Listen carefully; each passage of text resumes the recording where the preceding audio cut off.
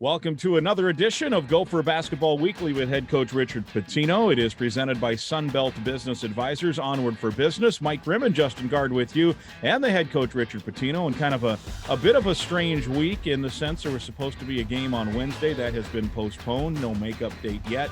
That game was to be a road game in Lincoln.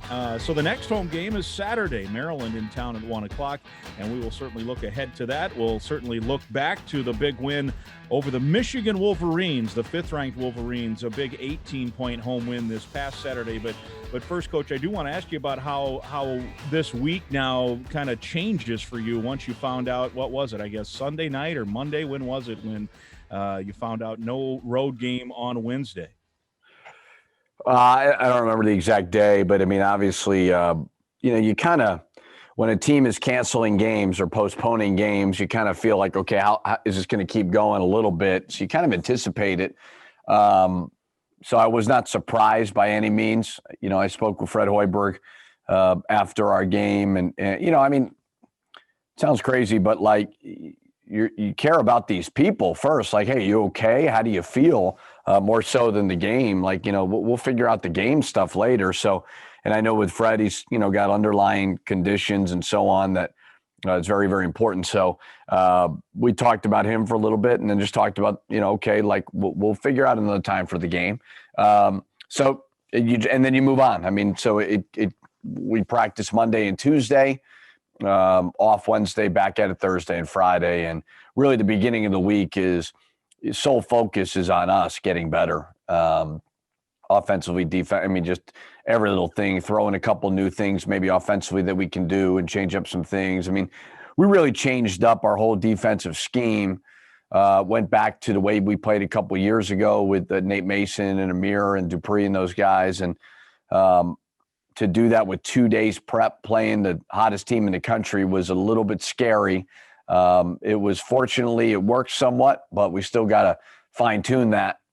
So a couple good practices, a little bit of rest Wednesday, and then back at it with some good prep for Maryland on Saturday. Well, on that defense, like when did you start? We talked to you last week, and you'd mentioned that I think the team was going to be off until Thursday, and you guys were just kind of going through, looking at your own stuff, but also looking at Michigan. So when did you guys start kicking around that idea that, well, it obviously didn't work last time against Michigan. We need to do something different, to do everything completely differently. When did you start kicking that around? Yeah, I mean, it's like I think I said before, it's dangerous when you give a coach some time off because we just watch too much film and we want to change everything. We want to throw in a matchup zone. We want to press. We want to, walk the ball up the court. We want to run. I mean, and then you eventually just stop and you're like, all right, we're good. We're fine. But I don't like the passiveness of our defense before last game. I really believed we were just trying not to foul. And you got to set the rules. And, you set the rules on the ball with aggressively being able to, whatever it is that they're doing, try to disrupt them a little bit more. What I really liked about the change was it creates something where 5 guys have got to be involved. Where before it was the 2 guys in the ball screen could switch, but the other 3 didn't really need to do anything. Well, no, 5 guys need to be connected. And, by no means are we going to have the greatest defense in the world. That's not my point. But, like, you could just definitely see our deflection total was the highest it had been all year at, I think, 29. So it was just a sense of urgency that I think we got to keep moving forward. But like I said, we probably caught them off guard a little bit. Well, now Maryland's going to, okay, this is what we can do versus that. And we got to be prepared for that. And from that change, too, you forced 20 turnovers to a team that averages, I think, 12. The first half was clearly, fueled by defense. I mean, you look at it, I think you and I joked after the game, if I'd have told you in the first half you'd be 0 for 11 from 3 and 34% field goal, what would you have thought? And it probably wasn't that you'd be up 7. And then you said, but look at the turnovers, look at the defense. And what was, it's one thing to implement and it's 2 then to, implement it and see results. So when you saw results and you saw that it was working, what were you thinking there on the sidelines? Just how good of a coach I am. It's you don't think like that during the game, to be honest. You're thinking next possession, stay the course. It's just you don't think in extremes when you're on the sideline. You're just trying to narrow your focus as much as you possibly can to help put the team in a position to win. I mean, we've all been around teams and games where wacky things have happened. We were down 7 with 40 seconds versus Iowa, and we won. So just stay the course, keep playing the right way, and keep getting better at what it is that we're doing. So I still think our offense can get a lot better. We have some startling shooting percentages that can be better, but you always have a chance when you defend and rebound. And what we're doing extremely well, knock on wood, is shooting free throws well. We're shooting 77% in conference, and we've never, and I'm going to jinx myself, but every game it's just been, we've been knocking them down and knocking them down. So we got to continue that as well. On the 3-point shooting, I think you told the team, I'm not that smart, but if you're last in percentage, you shouldn't be first in attempts. How'd that whole thing go over? You shot 18, 4 from 18. I don't think that's going to help the percentages deal, but it seems like we talk about that every week. And I'm curious how the guys kind of took to that message and how you think they're doing with that whole thing. I mean, listen, there's a great clip on Twitter I saw a month or so ago from Kelvin Sampson, and they're talking about how do you build up a player's confidence who's shooting like 18% from 3.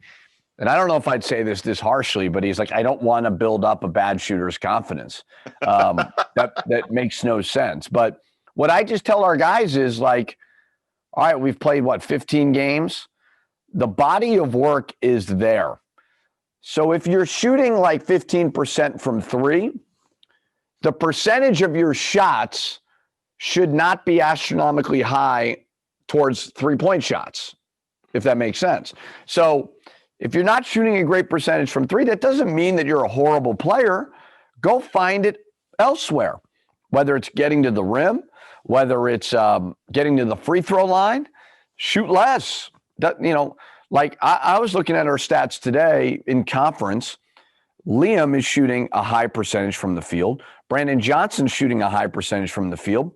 Well, the percentage of our shots should lean in favor of the guys that are shooting the higher percentages. And the ones that aren't shouldn't be shooting as many shots. I mean, it's just the bottom line. So that is, I have always given our guys freedom offensively. I am not one to pull guys if they take a bad shot. I'm really not. I'm more concerned with the defensive side of it, the effort side of it. Now, if you're taking 3 or 4 in a row, like, we got to get you out of the game. Right. But I want them to be comfortable and free, but also with an understanding of where can we put you in a position to succeed as well. That's the biggest thing. Like, we don't want you to shoot a low percentage. A, for your confidence. B, for life away from us, whether it's overseas, pro, et cetera. Like, you need to shoot a good percentage, but it also goes hand in hand with helping the team win.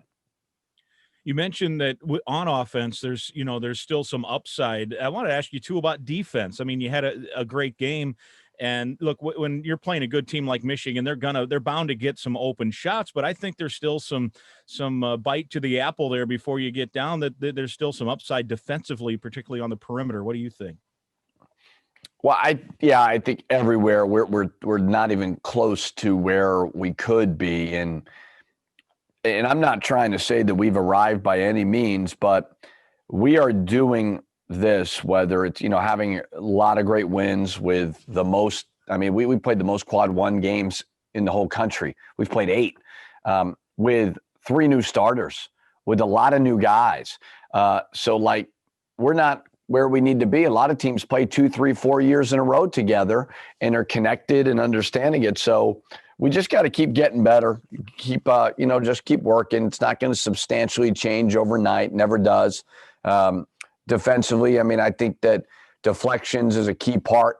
I thought our trap down scheme was really good out of the post. That was disruptive as well. So, but just keep working off of each other. If one guy does that and the next guy rotates over, well, you're the next guy.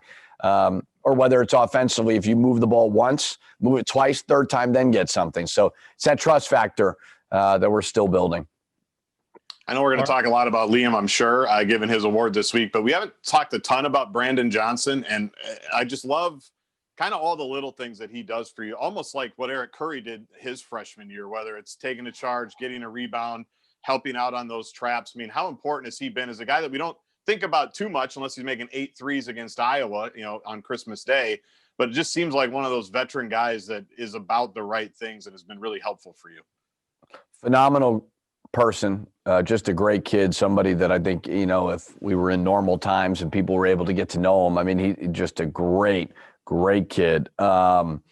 Works hard. He's finally getting healthy. I agree with you. He's kind of the underappreciated guy in that lineup for sure. We need to get him more touches offensively. We got him 5 in the post last game and some good things happen. But he's a good player. I mean, rarely, people take a lot of transfers, and we have. And I don't really love transfers by any means, but I think it's just the way the game is going. But rarely do guys go from the mid-major level to our level and succeed. And we're having 2 guys right now that have been able to jump in and do it. And Brandon has just slowly gotten better. And he's got to get more touches offensively. He's got to be more assertive because he's 100% talented enough to do that. Very much so. We'll take a break. We'll come back. We'll continue to talk Gopher basketball. Stay with us. Onward for Business, presented by Sunbelt Business Advisors, wanting to be on your team when you buy or sell a business. Onward for Business, the one-stop shop for buying or selling your business and for payroll, insurance, bookkeeping, and more. Onward. Stay with us. It's Gopher Basketball Weekly with Richard Pitino from Learfield, IMG College. Welcome back. We are with head coach Richard Pitino, Mike Grimm, and Justin Gaard. It's Gopher Basketball Weekly with Richard Pitino. It is presented by Sunbelt Business Advisors, wanting to be on your team when you buy or sell a business. Onward for Business. It's the one-stop shop for buying or selling your business and for payroll, insurance, bookkeeping, and more. Onward. We continue our discussion about that Michigan game. Guardsy brought it up. Liam Robbins, for the second time now in 3 weeks, the Big Ten Player of the Week. 22 points, 8 rebounds, a couple of assists, a couple of blocked shots. He still leads the league in block shots. And when you count conference games only now, as he's continuing to come into his own and continuing to play against high-level competition, he's now at 15 points a game and 7 rebounds a game. And my hunch is, if I'd asked you, Coach, in November, if you got that from Liam in Big Ten play, you would have taken it and run to the bank with it. Yeah, I mean, when he came, we thought he's better than advertised. Just impressed by the way he ran the court, his skill set. But you never really know until you get into the grind, the fall there's just less stress to all of it. I do think his injury, high ankle sprain, slowed him down, and our pause slowed him down substantially. Well, he's starting to figure out just physically, mentally, how tough you need to be in this league every single possession. And he's getting some great confidence from it. And it's almost like he came in as a freshman. He's evolved to a sophomore. Now he looks like a junior, all within 15 games, which normally takes time. So it's great to see. I mean, I think he's a really good player. I think he's really skilled. He's got great size. And I still think he doesn't even know how good he can really be. That's the scary part about it.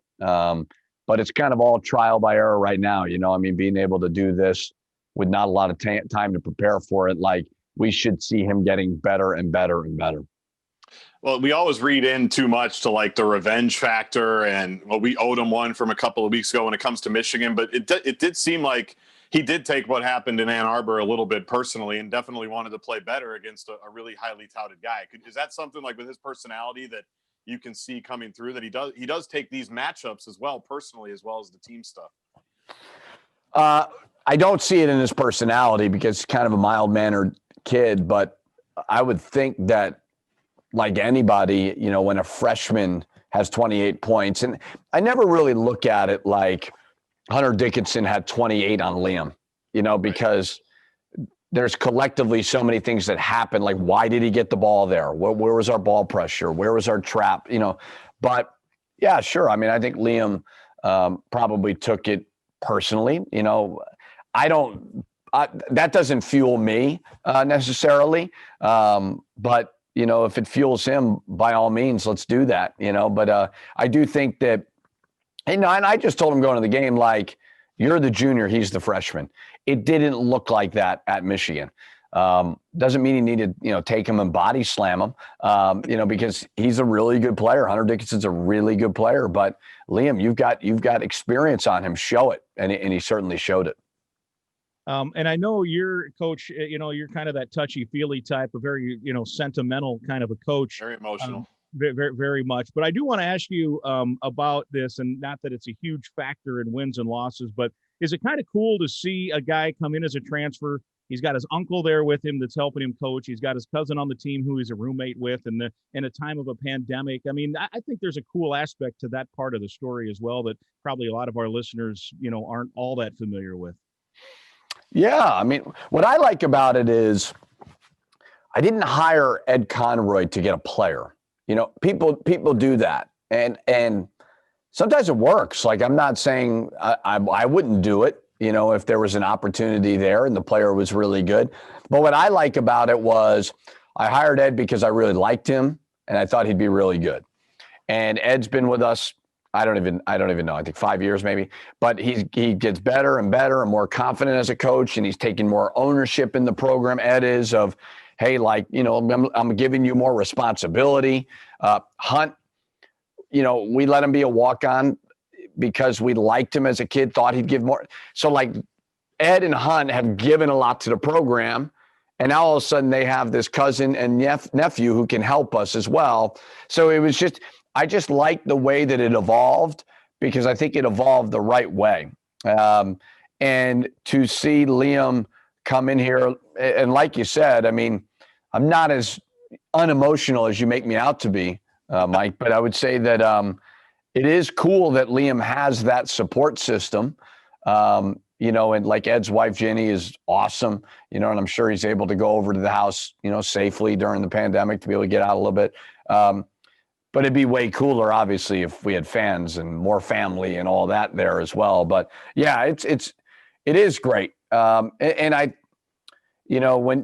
think I was listening to Guardsy's show with Barrero one day and talking about like the nepotism thing and this and that. And I was kind of thinking about it. And I tell you what, like, it's hard to trust a lot of people in our profession. And when you got your uncle on your staff and your cousin there, that's powerful if it's done the right way. You want me to keep going? I want you to keep going. More on that. So Hunt Conroy is a sociology major. That's what I was going to say. Because you took Ed, but like in some of your blogs, it seems like at times you've gotten stuck with Hunt, which is the funniest part, where you always say did not play, coach's decision in the spring. He's a Saints fan. Nobody should talk to him. But I think that goes to, obviously the spirit by which he was brought in there. A good guy to have on the team. I know Hunt is great. He wants to be a coach.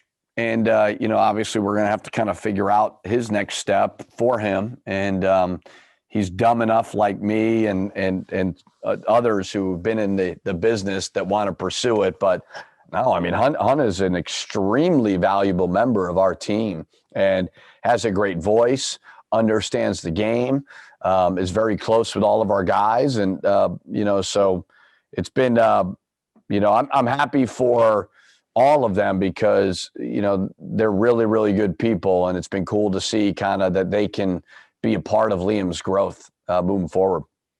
Well, Hunt also mentioned that when I chatted with him last week for a moment or two, that he and Liam in the summer, once Liam got here, they would go kayaking and fishing and do some things. And I'm trying to picture a 7-footer in a kayak. They must have gotten an extra long kayak to head out on the river for that.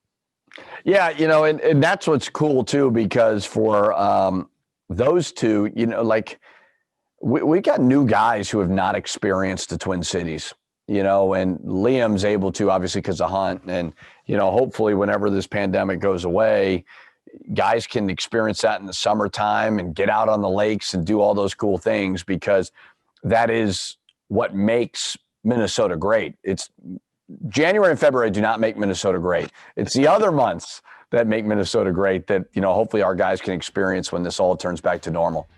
Indeed. All right, let's take another break. We'll come back. The long contested two with Gaardsy and Pitino. That is coming up next. It's Gopher Basketball Weekly with Richard Pitino from Learfield, IMG College.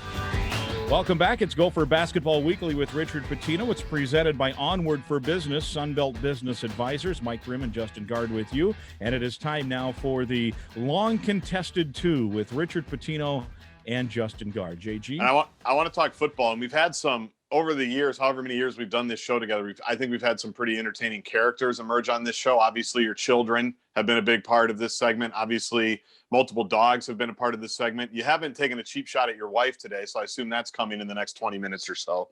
But your father-in-law has been a big part of this show around this time because the Patriots have always been good. He's always been at your house watching the games by himself. And I'm just curious, obviously you don't get to see him probably as much. You can comment on that, how that's impacted your life. But how has he handled the Tom Brady transition to Tampa, where now the Patriots are at home and Tom's obviously doing what Tom Brady does, get to a championship game and one step away from the Super Bowl. What kind of reaction has your father-in-law had about all this? We don't talk often on the phone. You know, it's more of an in-person when he visits, Steele. You know, so I haven't seen them. You know, I actually, you know, I know Mike thinks I don't have a heart, but I actually feel horrible for my in-laws because they love coming to Minnesota and being around my kids. I don't necessarily love it when I'm watching a game at times, but nevertheless, I have not talked to them. But what is amazing about, and again, this is a great lesson for anybody that is in our profession. Nobody is immune to criticism, and nobody is immune to taking cheap shots at certain guys. I'm reading this morning, Bruce Arians is taking a shot at at Bill Belichick. You know, we let Tom Brady do this, and they didn't let him do that. And I'm just looking like, what the hell are we talking about? That formula was one of the greatest formulas in sports, and yet you're taking a shot at that. That's just the insanity of the world that we live in right now. So I have not spoken to my father-in-law about it. I do know that he has a great belief and trust for Bill Belichick, and I know that they'll be back and better than ever. But there is no formula in any sport that I've ever seen that isn't more true. If you don't have a quarterback, you can't win. And it's just amazing. And if you do have a quarterback, you can win, and you can win in a variety of ways. Well, the Arians thing, he's said some weird thing. And you know me, I tend, and Grimmer knows this, I tend to give coaches way too much credit and believe the coach. Arians has said all kinds of crazy stuff this year. But on the Belichick thing, you mentioned it, he got a little testy this year, I think with good reason, because people were asking him like, well, how come this happened and how come this happened? He's like, well, for 20 years, you know, we won 1 million Super Bowls and we had to make some decisions to do that. Like, you can't just do it forever. And then that's why you lose Tom Brady. Like, I just thought that was funny. He's like, well, we did win like a bunch of Super Bowls, even here recently in kind of a second wave. Like, that loan's going to come due at some point. Like, I could have just gone off into the sunset and said, Tom's gone, I'm gone, but I'm still here trying to figure out the next wave. I thought that was pretty funny. There's no amount of equity that you can build up with Twitter followers and with certain members of the media or whatever that can help you get through a bad year. You know, I mean, and Belichick said it like, we sold out a little bit to win, and we did win. The problem is if you sell out and you don't win, what happens? So one down year in about 20 years, I think he'll be fine and he'll bounce back. He probably will. So so you haven't gotten to watch football with your father-in-law, which is disappointing. He's a Belichick guy, so he's probably annoyed. I mean, you know, New England, like, is New England annoyed that Brady's moving on to do this, or is there a faction of the group that is happy for him given everything that happened as a Patriot? Well, I would say, and we could really go down a rabbit hole here on this. That's what I'm hoping for. There's the world. This is the world, right? And there's the internet, and social media is probably about 5% of what reality is. That 5%, for whatever reason, is illustrated as if they're the world, the 95%. And the 5% that goes and posts on message boards or writes on comment sections or tweets, I don't want to say they're idiots. That's not my point. But they're going to have a certain view that's normally consistent with frustration and negativity, and they're not going to be as rational. So it doesn't mean that we're immune to criticism, like we should be criticized, but that there's just a certain group that's going to go there, and we keep talking about that group because they're the loud group, right?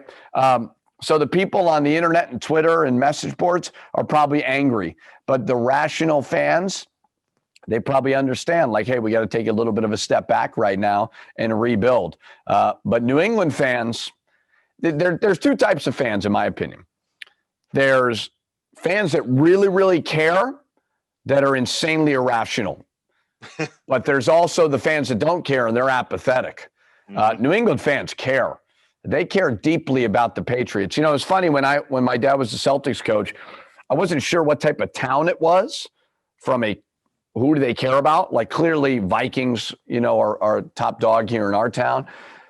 You know, probably Bruins, they care a lot about. The Red Sox, big time. The New England fans, they just kind of came on. But yeah, I'm sure they're complaining like everybody else is and throwing daggers. But for the most part, people need to appreciate the run that they had. Well, and I think people should you appreciate that game, you know, Breeze and Brady, and obviously Breeze wasn't anywhere near what he was. I mean, the guy broke 11 ribs, you know, like 2 months ago, and they trot him back out there. To me, I don't know when it was, but 5, 6, 7 years ago, you just start looking at what Brady's doing. I mean, it's just insane, you know, that he can just somehow figure it out. And he's obviously not what he once was. His best throw of the night might have been to Drew Brees' kid in the end zone after the game. Unbelievable throw. Absolute dime out of nowhere with his jacket on. I thought it was a good catch, too. Good catch. Yeah. And he got his feet down. He high pointed it. He knew what he was doing. It's obviously not the first time he's had an end zone catch there, but the Brady phenomenon to me is something that we'll never see that again, right? What Brady's done since basically we were in college. And I hate the argument of who was more important, Belichick or Brady. Like, this is a partnership, guys. Like, am I as good of a coach with different, like we're all in this thing together. Like, I do know that I can't win without good players. I don't care what I'm doing. And they can't win unless I'm doing my part, you know, so we're all connected. But that run was unbelievable. I mean, I just bought that book. I don't know who wrote it, Dynasty, the Patriots one, that I'm looking forward to reading, but I don't know. I mean, I think what Belichick has done with everybody's the same in the organization. What happened in the past is totally irrelevant. Like, all those things to me are just, it's unbelievable how sustainable that success was. And he's your close personal friend, obviously. You know, didn't send me Christmas cookies. I think this year, I think he was probably a little cranky around the holidays. Not as good of a mood as he normally is. Anything you want to add, Grimmer? Well, I was going to add the question about what have you done for me lately, because I'm sure Coach has heard this before, and I've heard it, and I hear fans say it, and like, hey, Coach, just get me to a Final Four. And that's all I'm asking. Or they'll tell PJ Fleck, just before I die, get me to the Rose Bowl, and that's it. And the media will even say that. And I always answer by, that won't be enough, because all of a sudden the new accomplishment becomes what people think should be the new norm. So you go to the Final Four. Let's, for the fun of the discussion, say you go to the Final Four. People, honestly, I mean, Joe Madden's the great example of that, right? He leads the Cubs to the World Series in what year was that? 2016. 2016. And everybody says, you know, we're going to put a statue up of him, and they probably will at some point. And 2.5, 3 years later, the guy is fired. So it becomes, it's just, that's the world we live in now. So I guess that's all I'll add, is that it's one of those, sports has become one of those things where, even like I talked to Guards the other day, like Liam Robbins now getting 22-8, he's clearly capable of that, but we shouldn't every day think that he's going to put up 27 and 14 like he did against the Buckeyes. You have to have some realistic expectations on the whole thing. Well, I think what it comes down to is, there's a lot of things. When you're at a place for a long time, like I'm getting to, I mean, I'm in year 8, you're always compared to your best team. And nobody ever really wants to take the time. And again, I'm totally cool with criticism, and a lot of times it's justified, but they didn't have a point guard on this team. Well, Amir Coffey went to the NBA early. Well, they don't have depth. Well, Eric Curry tore his ACL. or Daniel Otero went pro early. So it's either excuses. There's just sometimes it's just about understanding the team, and sometimes you have to start over a little bit and you have to build. And it's obviously we want to be good every single year. That's very hard to do, and sometimes things happen. But yeah, I mean, as a coach, you just got to be appreciative of it today. It's and you got to hope that the people around you trust in you and believe in you and what you're all about, and that you can weather the storm, because you're always going to get hit with something in our profession. And, it beats a normal job, I think. It's the highs are very, very high. The lows are very, very low. And that's why you just got to kind of live right in the middle. And that's what I always try to do, because people are always going to say something. But it beats the alternative. If they don't say anything, it means they don't care. And that's a problem as well. Yeah, I think you should call your father-in-law. I think he'd appreciate hearing from you. It was a tough year for him. He doesn't get to see the grandkids. You're right. The grandparents are big losers in this pandemic because they can't see the grandkids. But I think he'd appreciate if you check in. You don't play Nebraska this week. Maybe give him a call on Wednesday. Yeah, I'll give him a call. Right as I'm boarding a plane. Yeah, FaceTime. You can FaceTime him. See how that goes. Yeah. So it goes. It's true though. I mean, there are. It is a time. I mean, we joke about it, but honestly, whether you guys end up doing that or not, there's so many people that are of that age that can't get out because you don't want to catch this illness. They're lonely.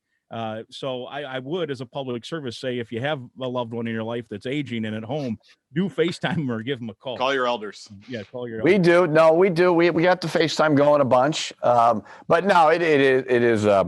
As I've said a million times, like, this is not normal what we're all going through right now. And fans and media, I appreciate them, but like, if you want to cover this like it's normal, it's not. I've had people ask me over and over again, well, why are you good at home, but you're not good on the road? I'm like, guys, there's no fans. It's not like the barn was rocking Saturday. Like there was nobody there. Like we've had 15 games. We've had some really good moments in a lot of them, and we've had some bad moments in others. The key is to have more good than bad, and you can win more games. We've got some numbers to share with you on the season up to this point when we come back. That is the long contested 2. It did go a little long. That's all right. We will come back. We'll have our final segment. Stay with us. It's Gopher Basketball Weekly with Richard Pitino from Learfield, IMG College.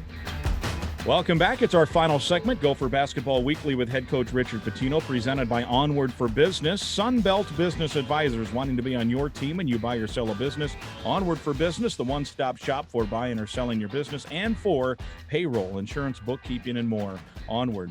When we mentioned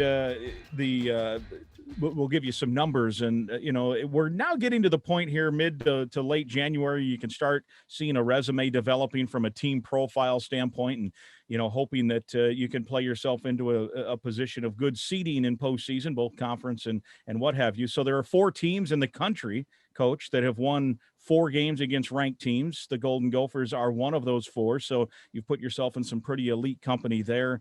I think it's Gonzaga, Kansas, and Iowa have also beaten 4 ranked teams. You mentioned the most quad 1 games, most quad 1 wins as well, tied. You have 8 games against ranked teams. That's 2 more than anyone else has played in the country. And obviously you're sitting there with 14, in 15 games, you've won 11 times. So you've built yourself a pretty good resume at this point. And as Gaardsy and I mentioned earlier in the weekend, you've positioned yourself nicely at this juncture of the year. Yeah. I mean, that doesn't mean it's not, it's not over. We tend to give out awards and give out seedings and bracketologies before the season ends. Like, that's all going to, happen in a couple of weeks. But the most important thing, if you want to try to go to an NCAA tournament, is quality of wins. That's the number one thing that you need to have. Gone are the days of bad losses. It's all about and the margin of victory doesn't matter anymore. That went away. But so now it really comes down to, okay, what are the quality wins that you've had? And well, we've had Iowa, Michigan, Michigan State, Ohio State, and St. Louis. Those are 5 teams. And Michigan State, as crazy as it sounds, is at the bottom of that. Like, I got to think they'll figure it out. Those are 5 teams that are going to play in the NCAA tournament.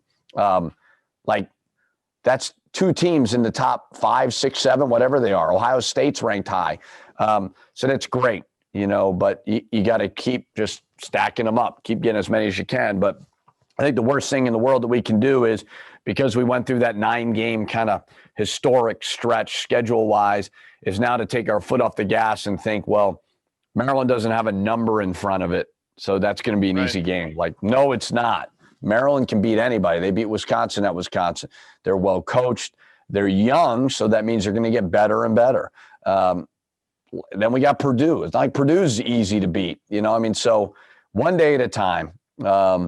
Good thing we got some stuff kind of under our belt, but got to go find a way to get the next one. And the key is just getting better and staying healthy. I had Eric. Oh, go ahead, Grimmer. I was going to say, it could be Purdue be ranked by the time you play them. They're up to, I think, 10-4 now, and they, as you mentioned, they've got a couple of good wins. Liam shared that Player of the Week honor with Travion Williams, who's got like 4 or 5 double-doubles, I think, in the last 6 or 7 games. And Maryland also beat Illinois at Illinois. So you're right. And human nature being what it is, we talk about human nature a lot. You mentioned that 9-game stretch. Well, at least for now on paper, the next 8 games are coming against teams that are not ranked. So from that human nature standpoint, how do you make sure your guys do keep that, pedal to the metal and not take that, human nature breath of, okay, we've gone through the tough part. Let's roll through, quote, this easy section. Yeah. Don't listen to anybody outside of our group. That's the bottom line. It's not that the parents are bad people or the girlfriends or the friends are bad people, but like, we're the only ones that are trying to see this thing all the way through to the end. And we're the only ones that are putting an insane amount of thought into the team, not just the individual, but to the team. So keep blocking out that, I know like Nick Saban talked about, it's rat poison, right? And it is, because like the goal is not to be somewhere January 19th. That's not the goal. Like the goal is to be somewhere in mid-March. And we have so many great opportunities in front of us. So if somebody pats you on the back, you say thank you. And if somebody is critical, you say, no big deal, thank you. And it's all irrelevant. What's relevant is getting better today. That's all that matters. It looked to me there were a couple of what I would call the freshman year vintage Eric Curry moments against Michigan. He had 3 steals, a bunch of rebounds again, obviously made some jumpers. But what's it been like just having him back, having him healthy, and showing flashes of the stuff that he gave you, just those sneaky little winning plays that he gave you when he came on as a freshman? Yeah, he to his credit, he has fought hard to get back. He looks like he's healthy now. He doesn't look like he's favoring certain things, landing funny. That was a fear, I think, of his was, overcompensating, and whether or not it's being scared to make a layup and then coming down on it, where he just seems like he's playing. And when he's playing the right way, he's a really good role guy for us. He knows the game. He teaches the young guys. He just wants to win. He's never, ever asked me about playing time, never asked me about his role, just wants to win. That's all he cares about. And that's not as, common as you would think. Yeah. And that's okay too. That doesn't mean that players are selfish. I get it. But he's at a stage now where he's old enough where he just wants to be a part of a winning team. And he can really help that and affect that. With Maryland, they play Michigan tonight, the team you guys just beat, of course, and then they have some time off as well. What do you see from them? This will be the first chance, that the Gophers have played them, and maybe the first chance you've been able to dive in deep to see what the Terrapins bring. What do you see from them here early in the week? Yeah, obviously I've watched, they've had some great moments, and they were like us coming into the season, where I think Coach Turgeon liked his team more than maybe the, media picking them did. And I thought we liked it too, but, we just kind of had to see where it all went. He's got talent. He's got some guys who have won a lot of games. He lost some very important pieces where he's trying to figure out where can we make up for those things. But when they shoot the basketball, they can beat anybody in our league. So they'll be prepared. They're going to play extremely hard. They're tough. And they've got talent. And, Coach Turgeon, I mean, it's Maryland's they're not like that typical Big Ten team, so they get overlooked a little bit in our league. Nobody's won more games in his tenure than him, especially in our conference. Guardsy, go ahead. You got the last one here. Oh, I got the last one. I've got nothing. I mean, I think we've answered every single question. I would, kind of review how the week goes now for people that may have just jumped in. You're obviously supposed to play Nebraska. I think you're going to give the team the day off that day. So how much time do you spend just kind of on yourselves before you look to Maryland with now no game to play in the middle of the week? Yeah, you don't want to consume them too much with too much information early. We really looked at Monday and Tuesday as days to just focus on us. Then, Wednesday will be a good rest day, and then we'll turn the page Thursday and Friday. When you have that much time, you don't want to make it somewhat boring and monotonous for the guys. You want to make sure that you kind of keep every practice fresh. Did a bunch of skill work on Monday. We'll do a bunch of skill work on Tuesday, and then really turn the page to the game prep Thursday and Friday, and just getting better. But it's making sure that these guys are in the gym, staying in great shape is very important as well, but also healthy. All right, good job, Guardsy, on that last question. Way to go, pull one out of the hat. Thank you. Thank you. That will do it. We are now officially out of time, so we thank everyone for listening. Coach, we'll see you on Saturday at Williams Arena. All righty, thank you. All right, for Justin Gaard, Richard Pitino, I'm Mike Grimm. This has been Gopher Basketball Weekly with Richard Pitino from Learfield, IMG College.